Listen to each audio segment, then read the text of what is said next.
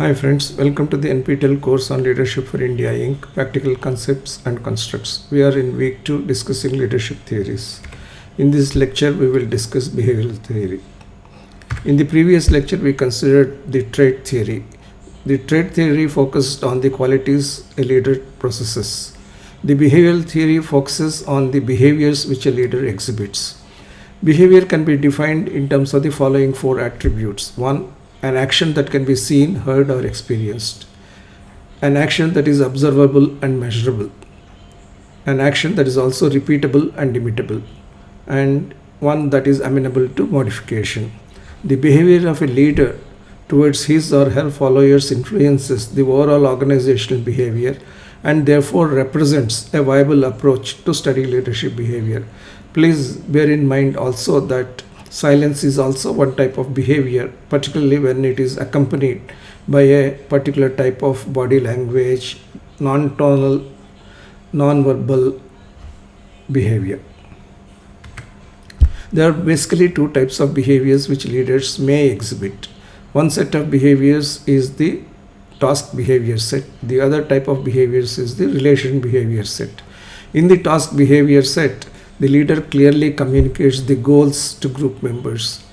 He or she seeks the performance of the goals by the team members and also facilitates the team members performing those goals. In the relationship behaviors, the leader emphasizes making the group members comfortable with the leader and also among themselves. He or she helps the group members navigate themselves in varied circumstances. The behavioral theory analyzes these 2 types of behaviors and also explores how these 2 behaviors can be combined should the circumstances warrant. There have been 3 streams of behavioral studies. One stream of behavioral research studies focused by Stockdale from the Ohio State University covered the period 1940s to 1960s. These studies covered multiple domains from small to large group settings. Another stream of research was from University of Michigan. These studies covered the period 1950s to 1970s. This series of studies focused on small group settings. More contemporarily, we have 1960s and 1980s studies by Blake and Moulton. These focused on common organizational settings. Although these 3 research streams focus on different points of time, we should consider all these 3 behavioral theory streams together to get a holistic perspective on the behavioral theory. The Ohio State studies relied on extensive questionnaire approach to identify the frequency with which certain behaviors will be exhibited by the leaders. So there was a base questionnaire comprising more than 1800 behavioral patterns which covered different aspects of leader behavior. Based on that, a leader behavior description questionnaire, short abbreviation LBDQ, comprising 150 questions was developed. It was administered to hundreds of people in educational, military and industrial settings in the 1950s. Stockdale further developed a shortened version of LBDQ called LBDQ-12. Developed in the 1960s, it is the widely used instrument in leadership research. These research studies showed that certain clusters of behavior were typical of leaders. The advantage of LBDQ approach lies in its simplicity because it could be self-administered and it could be used for peer administration, or peers could administer the questionnaire for the leader. The findings from the Ohio LBDQ findings were as follows. There were 2 types of clusters as defined by them. One, initiating structure, which represented the task behavior, and the consideration structure, which represented the relationship behavior. So people who belonged to the initiating structure organized work, provided structure. They defined roles, scheduled work. On the other hand, those who belonged to the consideration structure, they focused on building camaraderie. They were focused on building respect, trust, liking between leaders and followers. Ohio considered that these 2 behaviors, task and relationship, were distinct and independent.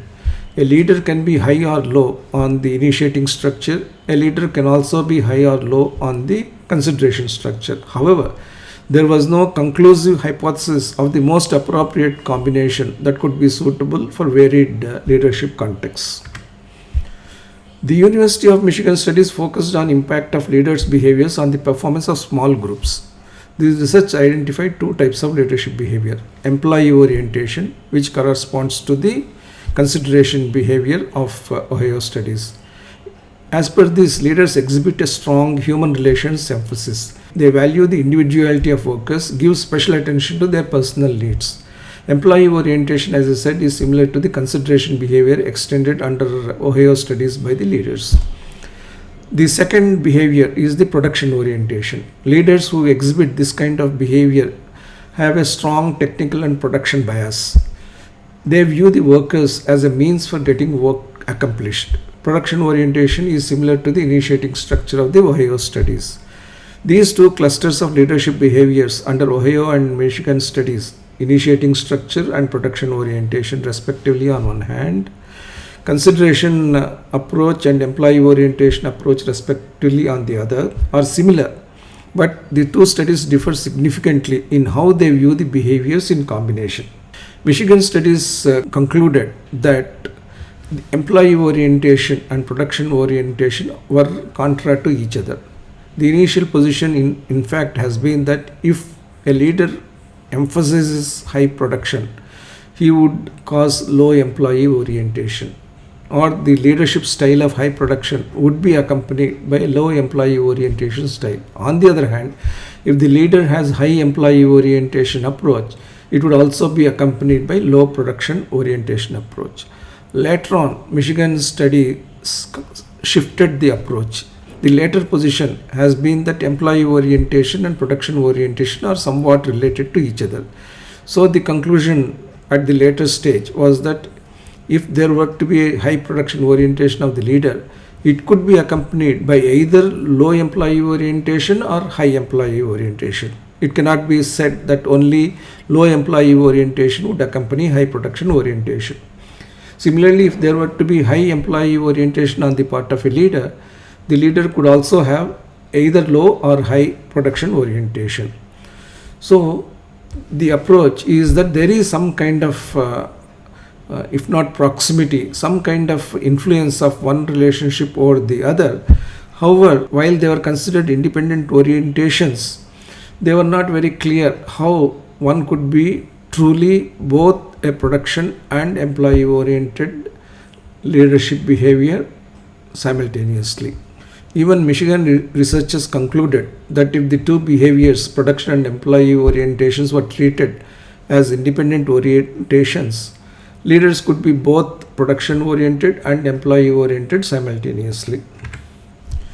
The contributions of Ohio and Michigan studies were as follows. Because they focused both on productivity and employee satisfaction, we can say that they have played with the task and relationship approaches to try to understand leadership behavior and the impact on organizational morale as well as organizational productivity. So this quest for a universal theory of leadership led to overlapping but somewhat unclear and contradictory conclusions and recommendations on what is the best, the task leadership or the relationship leadership, or both in combination. Some results did point out that there is value in a leader being highly task oriented and in certain circumstances the leader being highly relationship oriented. However, these studies could not justify or these studies could not validate these conclusions universally. However, these studies, Ohio as well as Michigan, brought out the importance of task and production oriented behaviors as one cluster and relationship and employee oriented behaviors as another cluster. The optimal levels by which these two types of behaviors could be combined was not determined. Blake and Mouton's managerial alias leadership grid is one of the best known theories of leadership that is conceptually elegant and practically realistic. The grid was first proposed in 1964 by Blake and Mouton and received periodic refinements. Initially, this was proposed as managerial grid and it was renamed as leadership grid to explain leadership behaviors. The grid explains how leaders help their organizations achieve goals through concern for production and concern for people. These are the two axes. In terms of these two basic factors, the leadership grid is actually no different from the propositions of the Ohio and Michigan studies. However, Blake and Morton approach significantly differs from the previous two approaches because it has indexation of both these approaches. That is, it takes off innovatively in positioning an array of leadership behaviors depending upon where the leader stands in a continuum on these two orientations of production and people. Nevertheless, the difference, I would say, is somewhat semantic, and the intent remains the same as Ohio and Michigan leadership behaviors by and large. But the canvas that is covered and the granularity that is provided in the Blake and Morton's leadership grid is far superior to what emerged out of Ohio or Michigan studies. So, what are the two grid dimensions? The correspondence with Ohio and Michigan theories can be seen easily. One, concern for production, that is, achievement of organizational tasks as the primary goal of the leader. From policy to execution, it covers whatever the organization needs to do to achieve goals. Whereas the concern for people is the way of engaging by the leader with the employees or with the people who are involved in the teams that achieve the goals. It includes considerations such as organizational commitment and trust, providing good working conditions, maintaining a flair for togetherness, a fair salary structure, and promoting good social relationships. The interconnected nature of these two dimensions is evident given that tasks can only be fulfilled by leaders who engage their employees properly and by people who are aligned and associated with the leaders. So, plotting the leadership style on these two dimensions, the grid concludes could be a varied spectrum of leadership models. So this is the Blake and Morton's managerial or leadership grid. So these are the two books which were written describing these insights. So it is a matrix. Concern for results is one axis, which is the production orientation or the task orientation. Concern for people is the other vertical axis, which is concern for employees or concern for relationships or the consideration. Now, depending upon where a leader's style is or leader's approach is, you can have 5 different types of leadership positionings. So, the concern for leaders is divided into 9 parts. The minimal concern for results is described by a rank of 1, whereas the maximal concern for results is denoted by a rank of 9. Similarly, the minimal concern for people is denoted by a rank of 1 and the maximum concern for people is denoted by a rank of 9. So you can easily see how different grids follow. 1, that is low concern for results and low concern for people. That is described as impoverished management. It is the exertion of minimum effort to get required done as appropriate to sustain organization memberships. There is no drive in this kind of management style. That is why it's called impoverished management. The other one is called authority compliance management. There is a very high concern for results or very high drive for production, very high task orientation, but at the same time the concern for people is negligible. As a result, all emphasis by the leaders is on efficiency in operations, which results in arranging work in such a way that human elements interface to a minimum degree with the leaders and human elements per force have to perform as per standard operating procedures that are provided. So compliance is expected of the individuals. The other combination is 1-9, which is country club management, wherein there is absolutely very little concern for results and very high concern for people. So it is like a old school boys association, a country club. Very thoughtful attention to the needs of the people, making them highly satisfied, making them highly comfortable, lots of having fun at work, things like that. However, there is no emphasis at all on getting results out. The other combination is 9-9, which is the team management, where there is a lot of emphasis on results. There is also a lot of emphasis on human relations. So interdependence is achieved through a common stake in organization purpose and it is believed by these leaders that this would lead to relationships of trust and respect as well as high performance.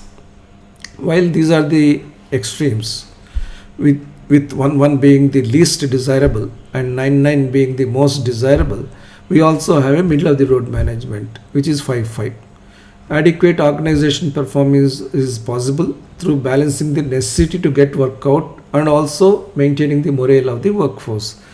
Companies which are at industry average or below the industry average tend to be middle of the road management. There is not too much of passion, not too much of creativity, not too much of disgruntlement, nor too much of inspired behavior by the employees or the leader. So these are the 5 positionings which are possible in these grid frameworks. So let's look at these grids in a little more detail. I'm spending more time on this because this is one beautiful way to analyze leaders whom we come across and also self-assess our own leadership style. 9-1, as I said, is authority compliance management, very high concern for results and low concern for people. 1-9, country club management, low concern for results and high concern for people. 1-1, a big no, impoverished management, low concern for results and low concern for people. 5-5, okay, it is a kind of not long-term sustainable, but at least in the short-term and medium run could be sustainable. Middle of the road management with mid-level concern for results and mid-level concern for people. 9-9 should be the aspiration of every employee and every leader, where there is team management and concern for employees to the fullest extent, which is also accompanied by the fullest concern for results. So that's the kind of ideal combination that we could have. But in most circumstances, we can have varied positioning. But for this discussion purpose, it is enough if we look at these 5 for conceptual clarity. What does authority compliance management, that is the 9-1 style, do? It emphasizes very strong operations planning and management, so that there is very little requirement for human interface, motivating people or inspiring people.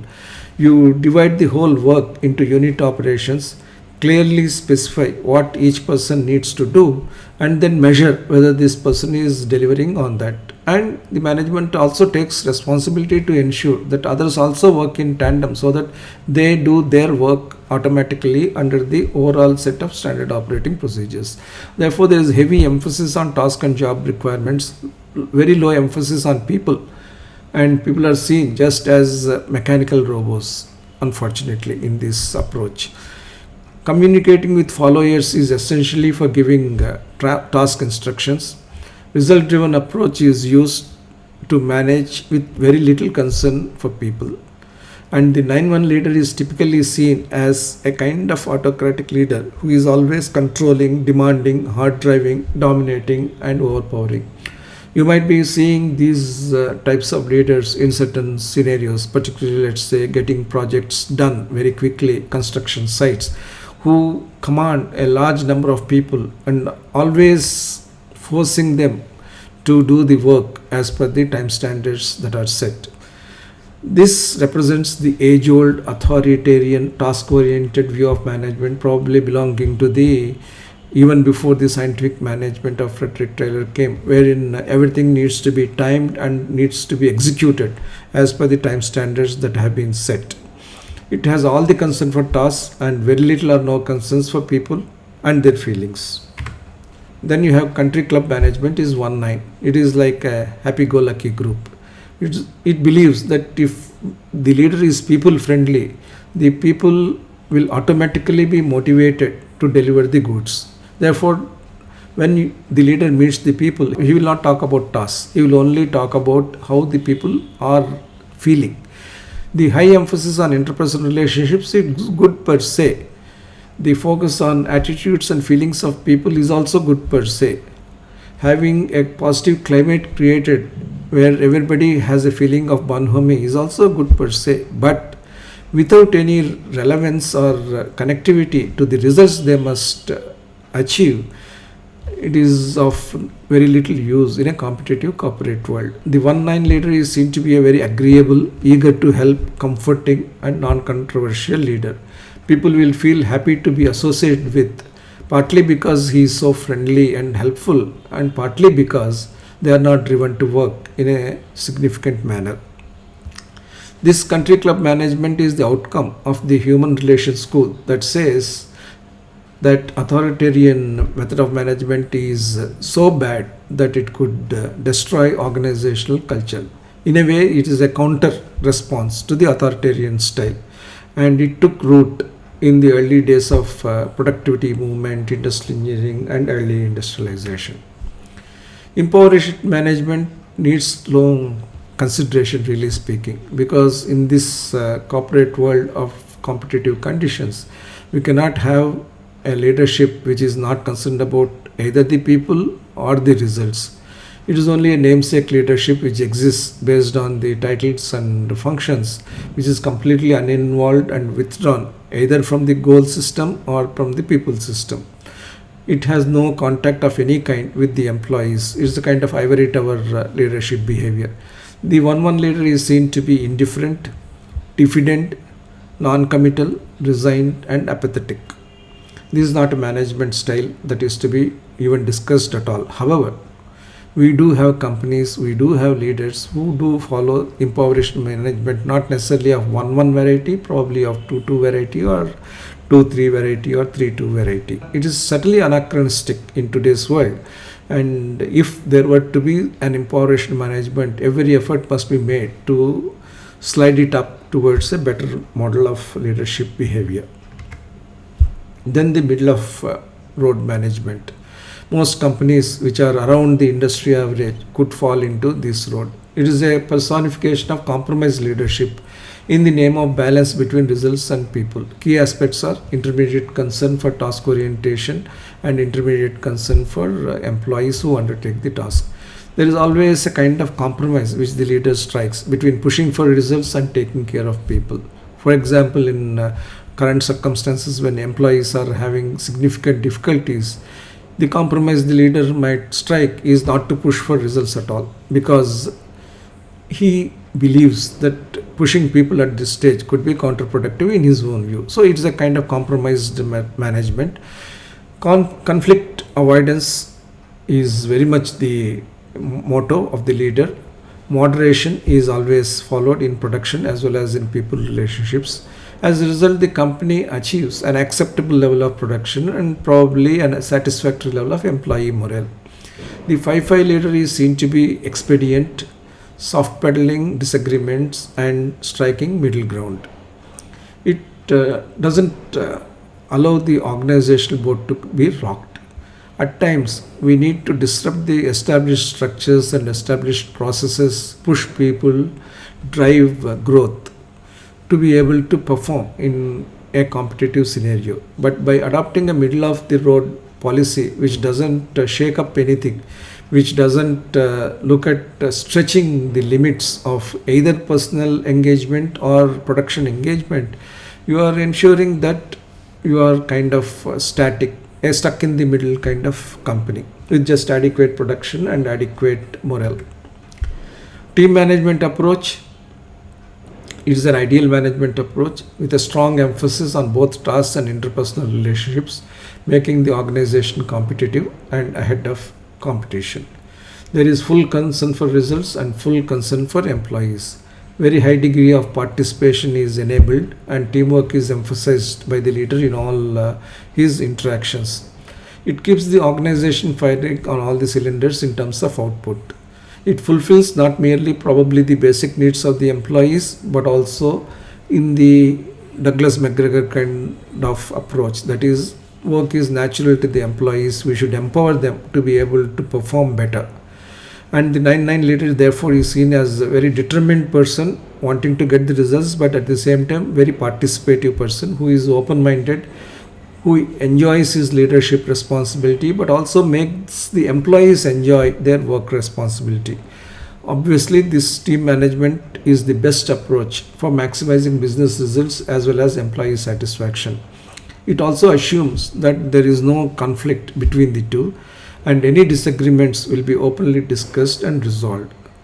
The team manager under this system should have the total capability to motivate people for maximal results, although there could be genuine difficulties which he would try to solve through genuine concern for those difficulties and the solution mechanisms.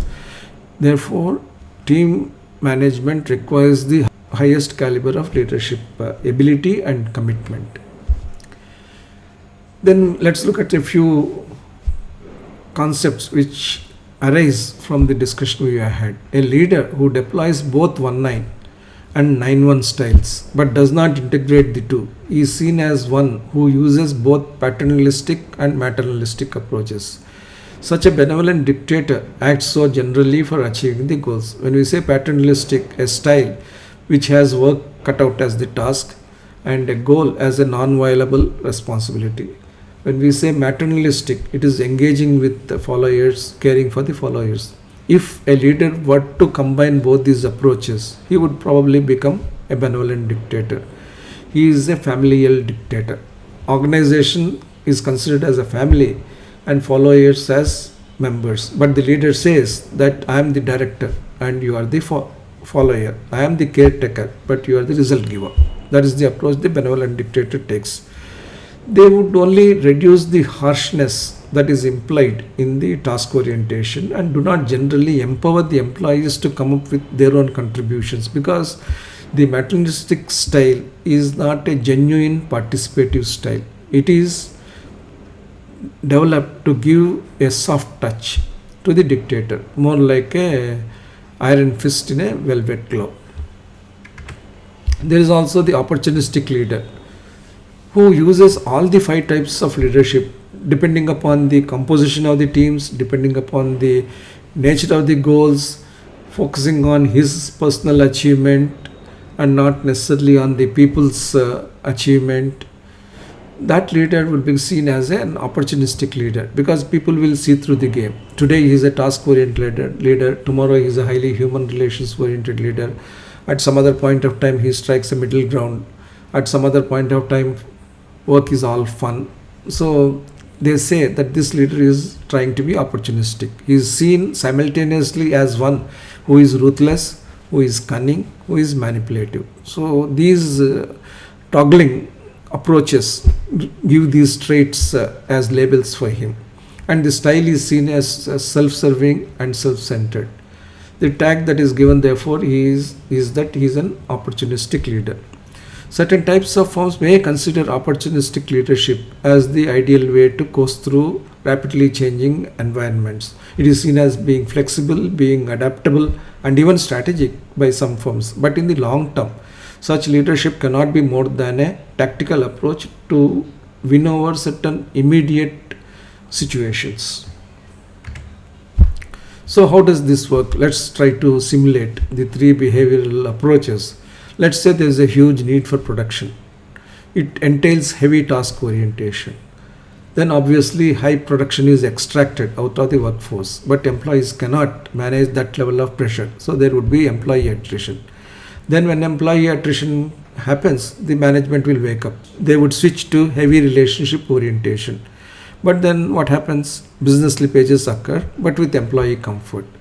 Quo vadis, where do we go from here? So the toggling aspect, that is from heavy task orientation to heavy employee orientation, doesn't serve the purpose.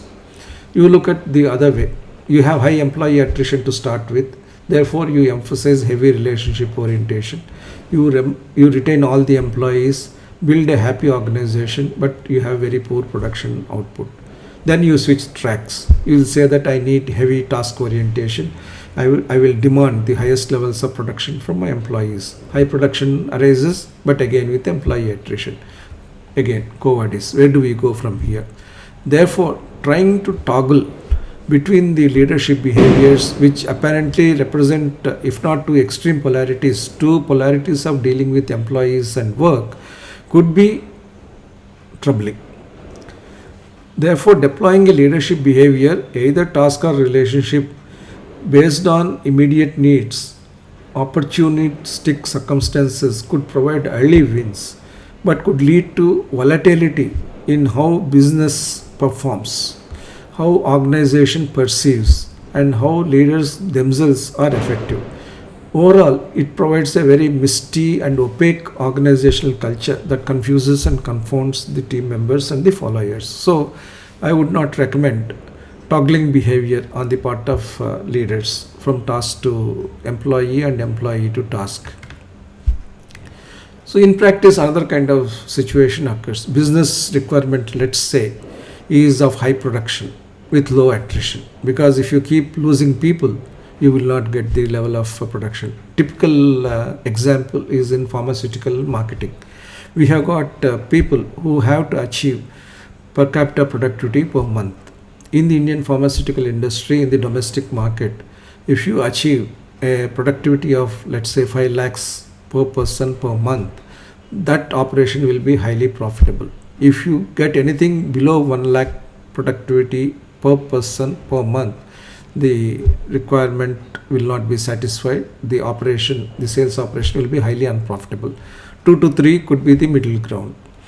Now, the business requirement for you to grow could be high production with low attrition, because if the production is high emphasized, the domestic formulation industry sees a high turnover. There are companies which have 30 to 40% attrition rate, and every time you take in a new person, you got to train the person. That person has to establish the linkages with the doctors, chemists. You recall what I have told about the grassroots leadership of the medical representative. So many other stakeholders on the ground he or she has to establish, and then get into the rhythm of marketing the products and stocking the products. Therefore, low attrition with high production is required in such a situation, or high sales with low attrition is required. So the leadership approach could be task approach with a relationship approach. However, if the leader doesn't know how to have a blended style, which is immeasurably relationship oriented but measurably task oriented, as a seamless connectivity, the probable result of having two simultaneous approaches would be medium production or medium sale, probably with medium employee attrition. Most companies which have sales turnover of 2 to 3 PCPM, per capita productivity per month of representatives, belong to this category. So, as long as we see these two approaches, that is of task and relationship, as two different approaches to be adopted by a leader, and which could be adopted not simultaneously but in a modest combination or in sequential cyclicality, the organization will only have suboptimal results. So we need to find a way in which both of these are amalgamated, and in fact an alchemy of both these would be created. We will come to that during this course at some point of time. What is the utility of behavioral theory? It tells the leader very quickly what kind of approach one should adopt in some situations where there is, let us say, in today's circumstance, where production has to be ramped up after the unlock situation, there may be a need for a task approach. By the same token, in certain other situations, because of the lockdown and the economic strife that has caused, you need to be empathetic, you need to have relationship approach. In some situations, both task and relationship approaches are required. So the challenge for the unified leadership behavior is to understand how to assess what situation requires what type of behavior. However, apart from delineating these two types of behavior, the behavioral theory is not giving us any concrete methodology to deploy leadership behavior in manner that is applicable for all situations. That is the biggest lacuna in the behavioral theory. Let's take the case of two new CEOs again to illustrate how a task-oriented CEO will behave and a relationship-oriented CEO would behave. Please note that the task-oriented leader may not really be employee-oriented, whereas an employee-oriented leader could be a task-oriented leader to a greater degree with greater ease. So the task-oriented CEO, he opens the meeting, straight gets introduced. He is only about his introduction. He reviews the performance of the company, says last quarter we did this, and this quarter we need to do this. These have been the shortfalls. These have been the consequences because of our missing the targets, etc. He projects the goals for the company. He mentions the competition, identifies the tasks, the consequences of the missing the goals again. He asks employees how they would contribute to the task. He or she emphasizes monitoring mechanisms. Because I have put in place a monitoring mechanism, you better perform. Exhorts employees to earn incentives based on their performance.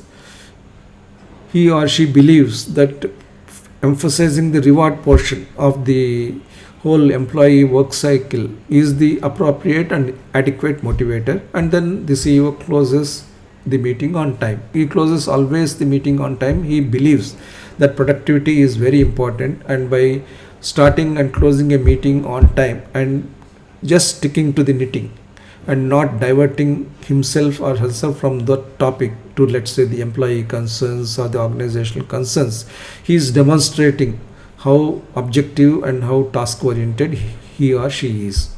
On the other hand, let's look at an employee oriented CEO. The CEO opens the meeting. The CEO personally introduces himself. He doesn't want another departmental head or the site head to introduce the CEO. He requests the managers at least to introduce themselves and talk about their teams. He asks the managers about their experiences in the company during the last quarter. Then gets his executive assistant talk about the past and future performance, probably through a presentation. He suggests that the managers should be the best in the industry. Asks managers how they felt about their career growth. Probably ask the managers to give suggestions to improve their experiences. And then the leader invites managers and the others to ask questions on any topic, including performance. And in closing, the leader emphasizes that he or she is a people CEO. And instead of closing the meeting and saying that yes, the meeting is closed, all of us can leave, he or she tries to mingle with the managers in one-on-one and group chats. The meeting may not close on time and people may leave one by one saying bye to the manager. However, there is a kind of enrichment of the thought processes on the part of the leader as well as on the part of the followers in this process. The CEO who follows this style may not miss the production orientation provided he knows how to weave in the production orientation. On the other hand, a leader who is only task oriented and doesn't know how to mix or mingle with the employees could be at sea trying to relate himself or herself to the employees. So this is the case of the two new CEOs. Millennials would obviously like the blue CEO. The difference in approaches of a task oriented leader and a relationship oriented leader are self-evident from this above. The task oriented leader gives short shrift to the people, while the relationship oriented leader ignores the goals. But at least he can cultivate the habit of talking about the goals, because talking about the goals could be an acquired behavior, but engaging with the people naturally cannot be an acquired behavior. It has to come as an intrinsic empathetic trait of the leader. That's the difference between the two approaches. The advantages of behavioral theory are many, but not so many as the trait theory. But it is useful because it shifts the focus from traits of a leader to the behavior of leader. Okay, the leader has 20 traits, so what? How is the cluster of traits translating itself into the behavior of a leader? So even if the leader has traits which are highly people oriented, it is of no use if the behavior of leader is in a task format. So from personal characteristics, the needle has moved to the professional processes. There has also been a considerable body of research by independent universities and researchers on the task versus people relationship. The LBDQ-12 questionnaire and other survey instruments provided simple and effective tools with significant predictive ability for leader success through behavioral model. It also brings out the core of leadership process in terms of the task orientation and people relations dimensions. It is also an introspective leader for the leader with potential to calibrate themselves, their CXO team, and also potential leaders in varied organizational settings and performance needs. It is a simple and practical framework for the leadership process with measurable results. However, a leader who understands both the task and relationship dimensions and intertwines them will benefit to the maximum from the behavioral theory. What are the criticisms of behavioral theory? There are equally any number of criticisms, but a few are mentioned here. It doesn't correlate the leadership behavior with organizational performance because leadership behavior is only one part. There are the organizational context, the industry, the firm, the globalization, which we discussed in the first lecture. They are also very important. So you cannot have very simple model of being task oriented or employee oriented in a multi-contextual network setting. So the behavioral theory suffers from this simplicity of trying to reduce everything to either task or the person.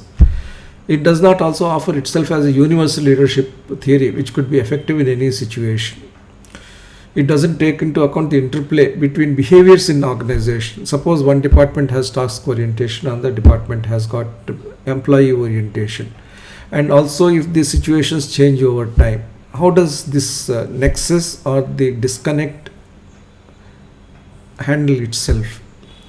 It also suggests that high task, high relationship leader behavior is the most effective behavior.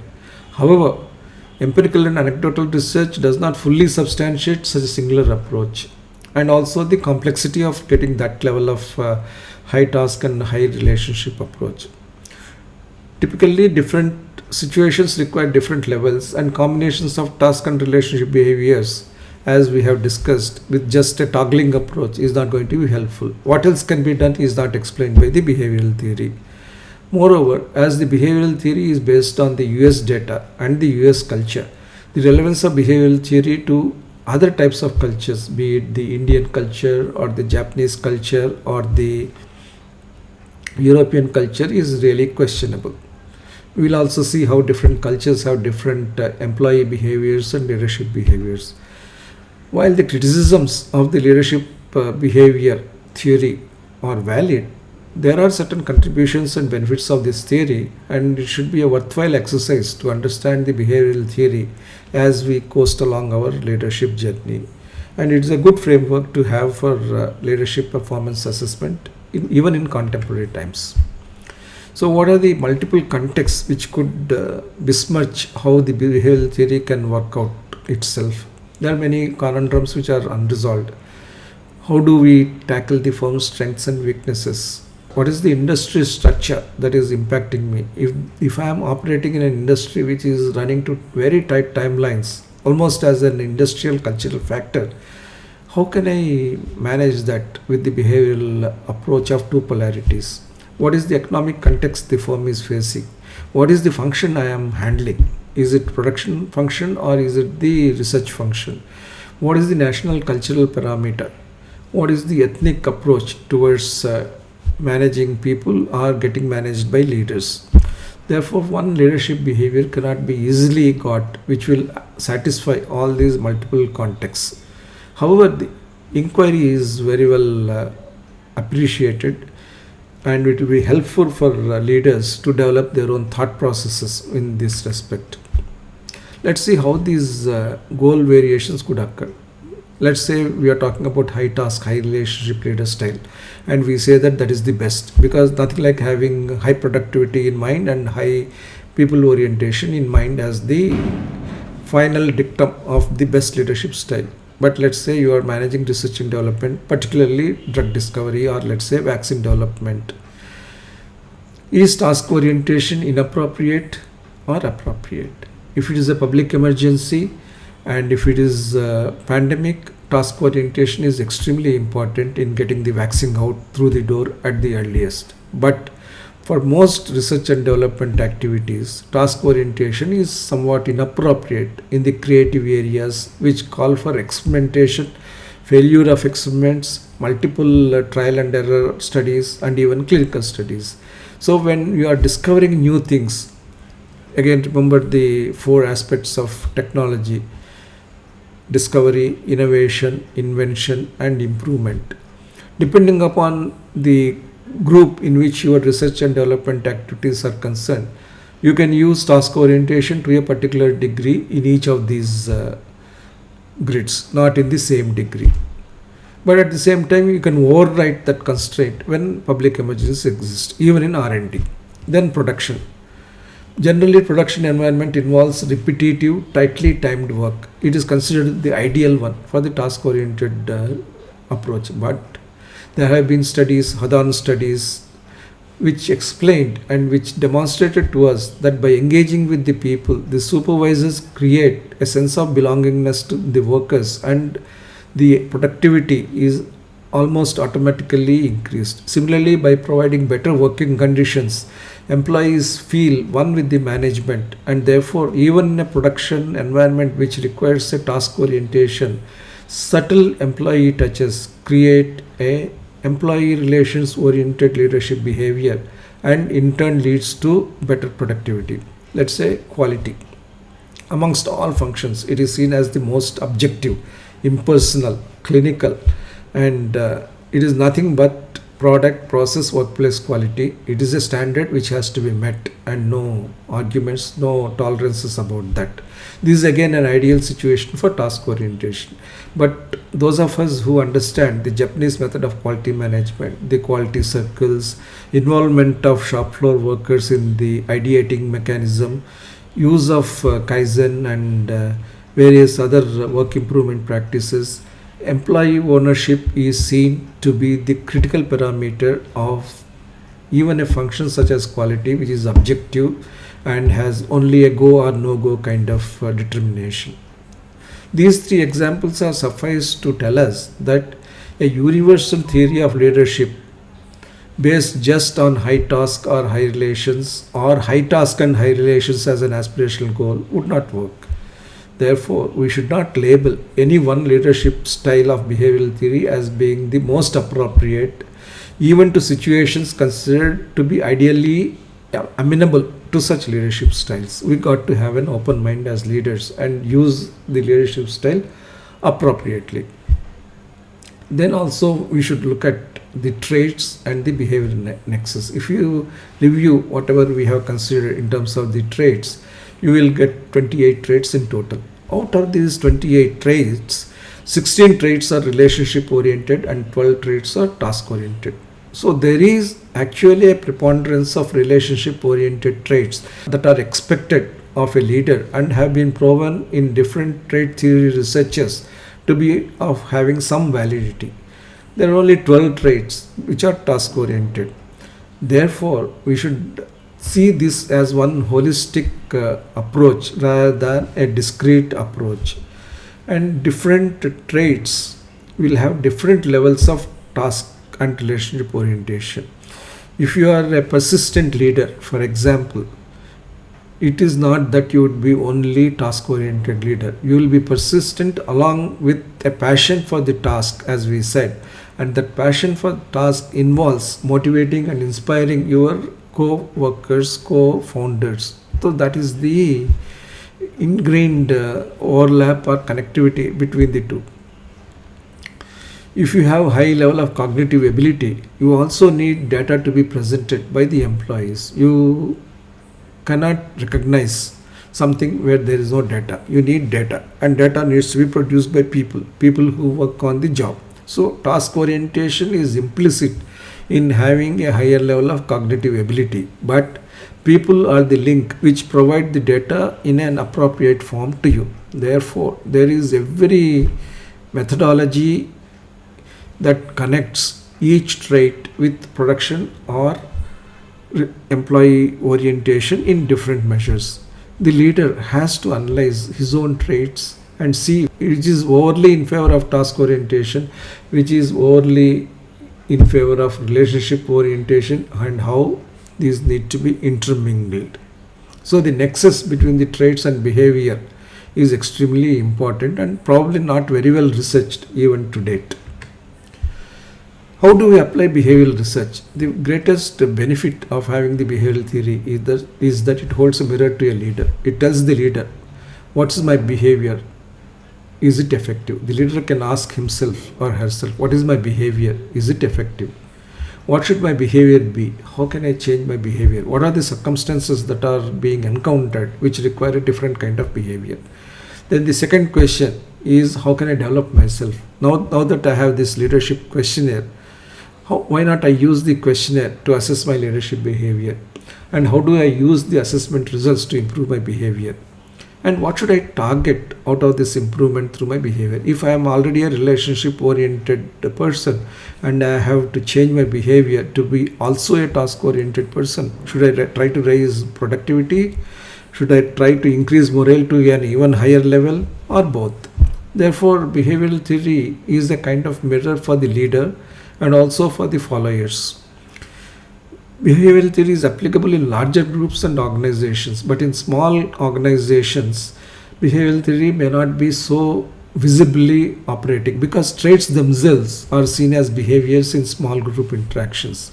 Whereas in large organizations, it's very difficult to understand the traits of a leader, but the behaviors of a leader will be more tangible, more visible. So, from a point of view of applicability, we can say that behavioral theory is more applicable for large group settings and large organizations, whereas trait theory is applicable with small group settings and for small organizations, with the proviso that traits almost define the behaviors in small groups. Given that, I would like to also state that amongst various theories which we have considered so far, Blake and Moten continues to be a kind of gold standard in leadership grid seminars in the area of behavioral theory. The institute, it is an international organization which conducts several seminars for self-assessment, small group experiences for candid critics, because these inputs help managers define effective leadership, and they try to answer two questions: how to manage for optimal results and how to identify and change ineffective leadership behaviors. So I would repeat once again that the behavioral approach is applicable to all leadership activities. It is different from trait theory in the sense that it moves the needle from personal qualities of the leader to the behavioral personality of the leaders. Whereas the traits are so many in number and having a very large canvas, the behavioral theory at once strikes as a very simple mechanism of having either production orientation or employee orientation, and in that respect Blake and Moten gives a very nice granularity, combining the concern for results with the concern for people with indexation of the level of concern, and comes up with 5 leadership grid positionings. Also, the behavioral theory is very useful for large groups and large organizations because leaders can demonstrate visible behaviors in large groups, and it's very difficult to demonstrate traits in large organizations, whereas in small organizations traits are more easily disseminated, displayed as behaviors, and trait theory itself may be somewhat adequate in small group settings. However, linking the traits and behaviors and aligning them to explain leadership even better in more perspicacious way is extremely important to further the frontiers of leadership as we understand. Through this course, we will also try to find out various ways and methodologies to accomplish that, because the linkage between traits and behavior could provide one golden mean for solving leadership riddle in many situations and circumstances.